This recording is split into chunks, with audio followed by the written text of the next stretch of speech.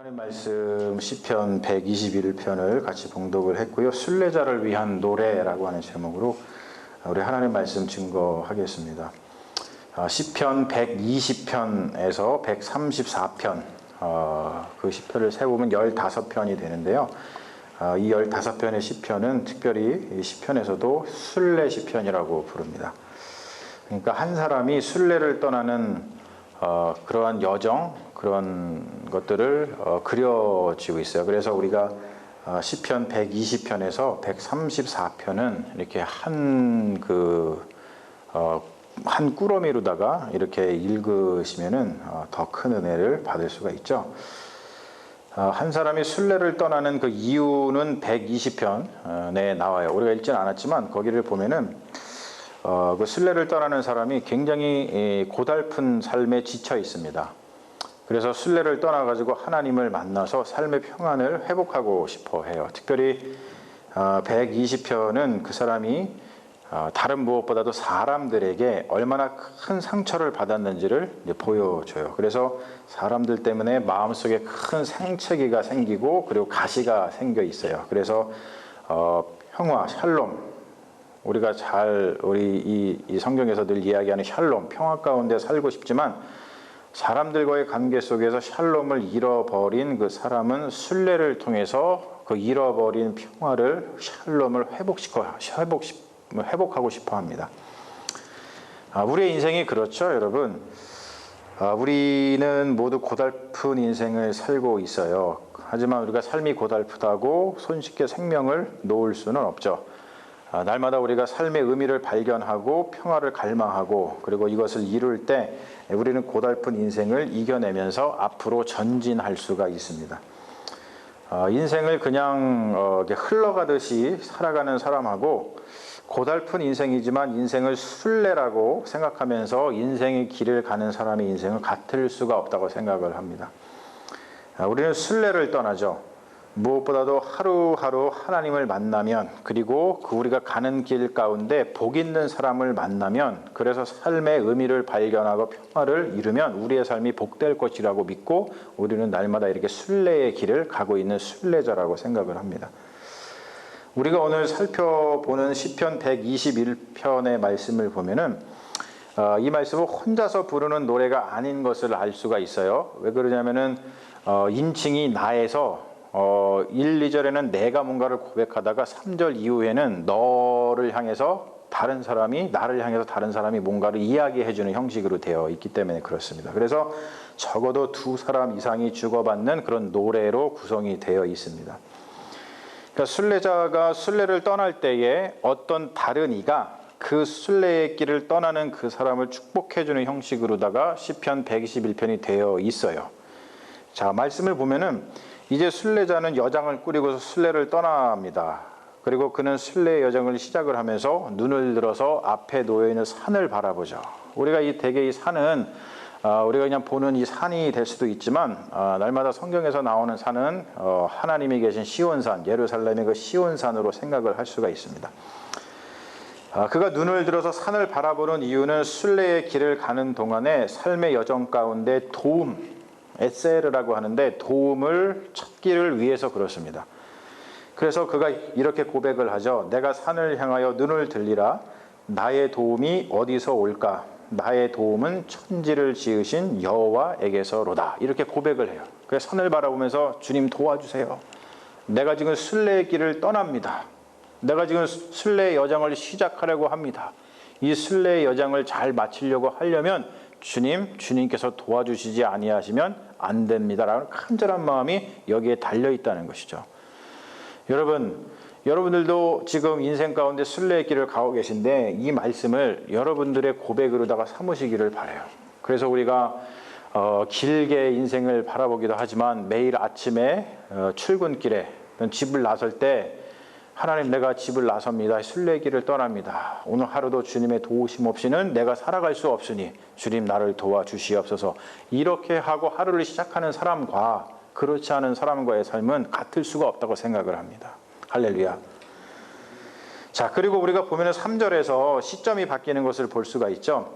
도움을 찾는 순례자에게 축복하는 또 다른 사람이 등장을 합니다. 순례에 나선 이에게 따뜻한 격려와 축복의 메시지를 건네줄 수 있는 사람이 있다는 것이 얼마나 큰 축복인지 몰라요. 한번 생각해 보십시오. 여러분들이 집을 나서는데 여러분들의 배우자가, 그리고 여러분들의 자녀들이 길을 나서는데 부모님이 그 길을 축복해 준다면 그 삶이 얼마나 복된 그런 삶이겠습니까? 120편에서 말했듯이 이 순례자는 삶의 자리에서 사람들 때문에 평화를 잃어버린 사람입니다. 삶의 상처가 많은 사람이에요. 그런데 이렇게 자신에게 따뜻한 위로와 축복의 메시지를 건네줄 사람을 만난다는 것은 순례자에게 위로와 평안이 되기에 굉장히 충분하죠. 여러분, 사람들 사이에서 받은 상처는 사람들 사이에서 치유를 받아야만 합니다. 그렇지 않으면 치유가 어려워요. 많은 사람들이 우리가 살아가면서 사람에게 상처를 받잖아요. 근데 그 사람에게 받은 상처는 누구에게? 사람에게 치유를 받아야 돼요. 그렇기 때문에 나 자신이 누군가에게 위로와 축복의 메시지를 건네줄 수 있는 복 있는 사람이 되는 것이 굉장히 중요하고, 그리고 위로와 평안이 있는 그런 공동체를 세워나가는 것도 굉장히 중요합니다. 순례의 길 가운데에서, 인생의 길 가운데에서 위로와 평안을 주는 사람을 만나는 것 굉장히 중요하죠. 내가 정말로 힘들고 어려운 삶을 살아가고 있고 지금 너무나 지쳐 있는데 길을 가다가 누군가에게 위로와 축복의 메시지를 받는다면 너무나도 힘이 나죠. 하지만 여러분, 그것보다도 더 중요한 것은 뭐냐면 나 자신이 그러한 사람이 되는 거예요. 위로와 평안을 받는 자보다 위로와 평안을 주는 자에게 더 큰 복이 있을 줄로 믿습니다. 여러분, 그래서 우리가 이렇게 기도하는 것이 굉장히 중요해요. 제가 순례자의 기도라고 이름을 붙이고 적어왔는데 하나 한번 넘겨봐 주세요, 집사님. 이런 기도를 드리는 거죠. 주님, 인생의 여정에서 주님이 보내주신 이들로부터 위로와 평안을 받게 하시고, 더 나아가 나 자신이 누군가에게 위로와 평안을 주는 주의 복된 자녀가 되게 하옵소서. 우리 같이 한번 해볼까요? 시작. 주님, 인생의 여정에서 주님이 보내주신 이들로부터 위로와 평안을 받게 하시고, 더 나아가 나 자신이 누군가에게 위로와 평안을 주는 주의 복된 자녀가 되게 하옵소서. 여러분, 얼마나 좋은 순례자의 기도입니까? 우리가 인생을 살아가면서 내가 위로받고 내가 축복받을 수 있는 그런 사람을 만나는 것, 그것도 정말로 좋은 일이지만, 하지만 내가 그러한 사람에 대해서 누군가에게 위로와 축복을 전해줄 수 있는 사람이 되는 것, 얼마나 복된 인생인지 몰라요. 5절과 8절의 말씀을 보면 순례자를 향한 격려와 축복이 구체적으로 드러나고 있어요. 여러분, 언제나 축복은 구체적이어야 됩니다. 구체적이어야 돼요. 가장 중심이 되는 구절이 뭐냐면은 이 5절에서 8절에 뭐냐면 우리가 계속 고백하는 것이죠. 여호와께서 너를 언제나 지키신다는 거예요. 여호와께서 너를 지켜주신다. 이 선언이 굉장히 중요하죠. 자, 그러면은 무엇으로부터 지켜주시길 바라는 것일까? 이게 이제 오늘 말씀의 핵심 중에 하나인데, 무엇이라고 하는 것은 오늘 말씀 7절에 나오는 것처럼 모든 환난, 주님께서 모든 환난 가운데 지켜주실 것이다 라고 할 때 이 모든 환난은 콜라라고 하는 말인데, 우리나라 말로 쉽게 옮기면은 온갖 불행이라는 말입니다. 온갖 불행. 복을 빌어주는 사람은 순례자가 그 여정 가운데서 만날 수 있는 온갖 불행으로부터 지켜달라고 하나님께 간구의 기도를 드리고 있습니다. 여러분, 그렇죠. 우리가 순례길을 걸어가 인생을 살아가면서 온갖 불행한 일이 있어요. 우리가 어찌할 수 없는 그런 온갖 불행한 일이 있습니다. 그것을 가지고 하나님, 이 온갖 불행으로부터 이 사람을 지켜주시옵소서라고 하는 이 축복의 기도를 받는다는 거 얼마나 놀랍고 복된 일인지 모릅니다. 첫 번째 보면은 하나님의 지키심은 그늘과 같다고 이야기를 해요. 그늘. 이것은 낮의 해와 상반되는 개념이죠. 왜냐하면은 유대 땅은 굉장히 건조하거든요. 우리가 살고 있는 이 실리콘밸리도 좀 건조합니다만 이것과는 비교될 수 없을 정도로다가 저희가 데스밸리라 그러나요? 그런데 가보셨잖아요. 거기 가면 건조해서 금방 죽어요. 예, 거기 여름에는 들어가지도 못하게 하잖아요. 건조한 기후를 일으키는 그 낮의 해는 사람의 목숨까지도 앗아갈 수가 있습니다. 그래서 그늘이 매우 중요합니다. 우리가 잘 아는 엘리야의 말씀, 열왕기상에 나오는 엘리야의 말씀을 보세요. 거기도 보면 이 엘리야가 이세벨을 피해서 도망가다가 로뎀나무 그늘 아래에서 쉬었습니다. 근데 여러분 로뎀나무 봐보셨어요? 로뎀나무? 우리가 성지순례 가면 로뎀나무 보게 될 텐데, 로뎀나무가요, 뭐 엄청나게 크고 막 그런 나무가 아닙니다. 로뎀나무가 그냥 별로 크지 않아요. 요러만 숲풀이에요, 숲풀. 아주 작은 그늘을 만들어서 제공할 뿐이거든요. 하지만 여러분, 건조한 사막 기후에서 그 조그마한 그 그늘이 사람의 생명을 살리고 건진다는 거예요. 크고 시원한 그늘이 아닐지라도 생명을 건질 수 있는 작은 그늘에도 감사하는 순례자의 모습을 본다는 것이죠. 여러분, 그렇잖아요. 우리가 인생을 살아가면서 이렇게 건조한 가운데 하나님 좀 시원하고 큰 그늘을 주시면 좋겠습니다라고 우리가 때로는 욕심을 부릴 수 있지만, 한번 돌아보십시오. 우리의 생명을 건져주시는 하나님의 그 작은 그늘, 그 그늘에까지도 우리가 감사할 수 있는 그런 믿음이 있는가? 하나님은 그렇게 우리를 돌보시고 구원해 주실 줄로 믿습니다. 두 번째 보면 하나님의 지키심은 뭐냐면 오른쪽에서 동행하시는 거예요. 하나님께서 오른쪽에서 동행하신다 그래요. 오른쪽이라고 하는 말은 성경, 구약 성경에 보면 굉장히 많이 나오죠. 유대인들에게 오른쪽이라고 하는 것은 특별한 의미를 지니고 있어요. 하나님은 우리를 구원하시되 오른쪽에서 구원하시고 왼팔로 구원하세요? 아니죠. 오른팔로 구원하신다고 맨날 고백합니다. 왼손잡이 서러워요, 그렇죠? 맨날 오른손 타령을 하니까 성경에서는. 여기서 오른쪽에서 동행한다는 뜻은 뭐냐면 적을 물리치는 든든한 수호자라고 하는 뜻을 가지고 있고요. 동시에 이게 또 중요합니다. 법정 변호인을 이야기를 합니다.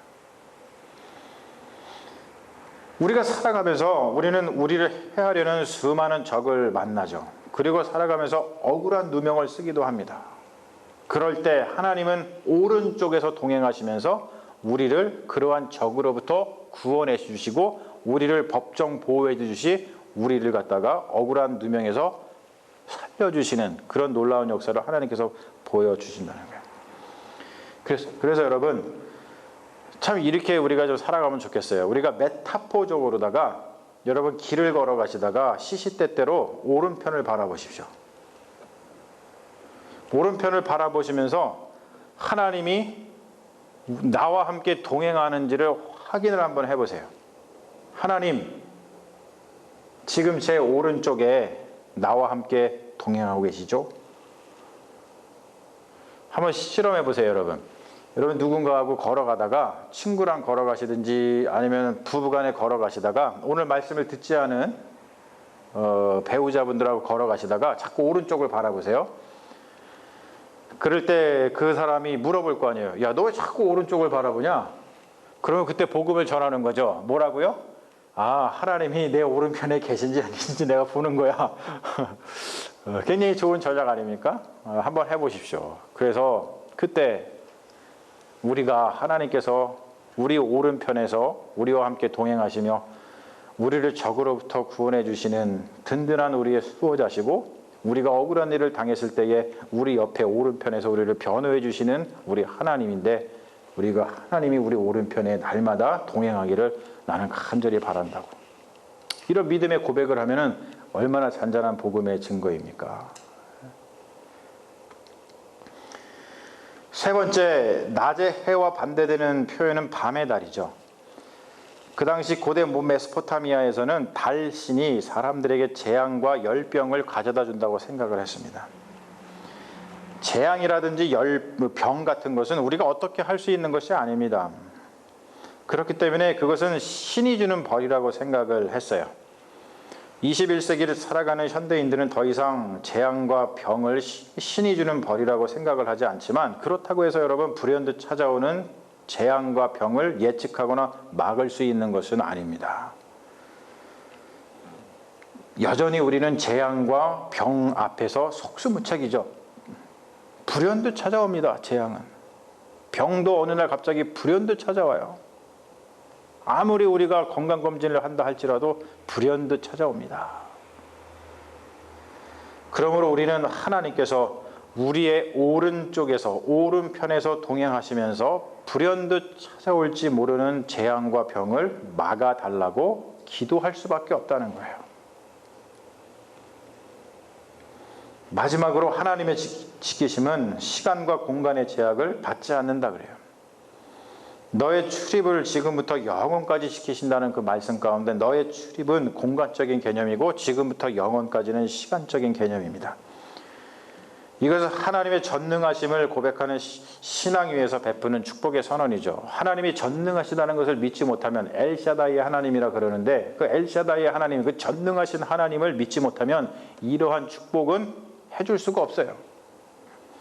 하지만 우리는 하나님께서 전능하시다는 것을 알기 때문에 너의 출입, 너의 시간, 너의 공간, 너의 시간, 하나님은 언제나 어디서나 지키신다는 것을 우리는 이야기할 수 있다는 것이죠. 지켜주시는 특정한 장소와 지켜주시는 특정한 시간이 있는 것이 아니라 우리가 존재하는 모든 공간과 우리가 존재하는 모든 시간에서 하나님은 함께 하시면서 우리를 지켜주신다 그럽니다.